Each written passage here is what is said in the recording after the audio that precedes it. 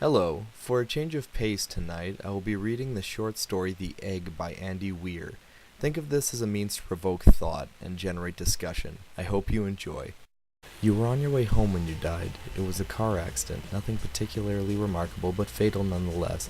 You left behind a wife and 2 children. It was a painless death. The EMTs tried their best to save you, but to no avail. Your body was so utterly shattered, you were better off, trust me. And that's when you met me. What happened, you asked? Where am I?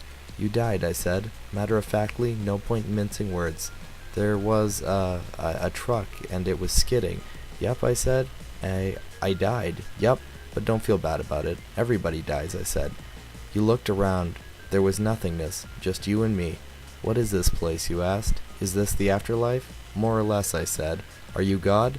You asked. Yup, I replied. I'm God. My kids, my wife, you said? What about them? Will they be all right? That's what I like to see, I said.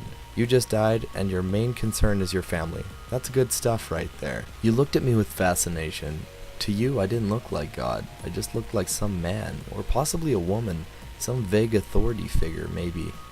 More of a grammar school teacher than the Almighty. Don't worry, I said. They'll be fine. Your kids will remember you perfect in every way. They didn't have time to grow contempt for you. Your wife will cry on the outside, but will be secretly relieved. To be fair, your marriage was falling apart. If it's any consolation, she'll feel very guilty for feeling relieved. Oh, you said. So what happens now? Do I go to heaven or hell or something? Neither, I said. You'll be reincarnated. Ah, you said. So the Hindus were right. All religions are right in their own way, I said. Walk with me. You followed along as we strode through the void. Where are we going? Nowhere in particular, I said. It's just nice to walk while we talk. So what's the point then, you asked?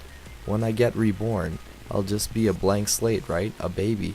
So all my experiences and everything I did in this life won't matter. Not so, I said. You have within you all of the knowledge and experiences of all your past lives. You just don't remember them right now. I stopped walking and took you by the shoulders. Your soul is more magnificent, beautiful, and gigantic than you could possibly imagine. A human mind can only contain a tiny fraction of what you are. It's like sticking your finger in a glass of water to see if it's hot or cold. You put a tiny part of yourself into the vessel, and when you bring it back out, you've gained all the experiences it had. You've been a human for the last 48 years, so you haven't stretched out yet and felt the rest of your immense consciousness. If we hung out here for long enough, you'd start remembering everything, but there's no time for doing that in between each life. How many times have I been reincarnated then? Oh, lots and lots, and into lots of different lives, I said. This time around you'll be a Chinese peasant girl in 540 AD. Wait, what, you stammered? You're sending me back in time?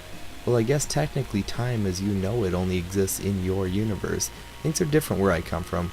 Where you come from, you said. Oh, sure, I explained. I come from somewhere else, and there are others like me. I know you'll want to know what it's like there, but honestly, you wouldn't understand. Oh, you said, a little let down. But wait, if I get reincarnated to other places in time, I could interact with myself at some point. Sure, happens all the time. And with both lives only aware of their own lifespan, you don't even know it's happening. So what's the point of it all? Seriously, I asked. Seriously. You're asking me for the meaning of life? Isn't that a little stereotypical? Well, it's a reasonable question, you persisted. I looked you in the eye. The meaning of life, the reason I made this whole universe, is for you to mature. You mean mankind, you want us to mature. No, just you. I made this whole universe for you. With each new life you grow and mature and become a larger and greater intellect. Just me. What about everyone else? There's no one else, I said. In this universe there's just you and me. You stared blankly at me, but all the people on Earth, all you, different incarnations of you. Wait, I'm everyone. Now you're getting it, I said with a congratulatory slap on the back. I'm every human being who has ever lived, or who will ever live, yes. I'm Abraham Lincoln, and you're John Wilkes Booth too, I added. I'm Hitler, you said, appalled. And you're the millions he killed. I'm Jesus, and you're everyone who followed him. You fell silent. Every time you victimize someone, I said, you are victimizing yourself. Every act of kindness you've done to yourself. Every happy and sad moment ever experienced by any human was or will be experienced by you. You thought for a long time. Why, you asked me? Why do all this? Because someday you will become like me. Because that's what you are. You're one of my kind. You are my child. Whoa, you said, incredulous. You mean I'm a god? No, not yet. You're a fetus. You're still growing. Once you've lived every human life throughout all time, you will have grown enough to be born. It's the whole universe, you said. It's just an egg, I answered. Now it's time for you to move on to your next life. And I sent you on your way. I hope you enjoyed this story and that it's given you something to think about. If you'd like, feel free to leave comments. I'll do my best to respond to them. If you'd like to hold a discussion, send me a private message and I'll do my very best. If you enjoyed and like to see more, feel free to subscribe to me as well. Thanks for listening.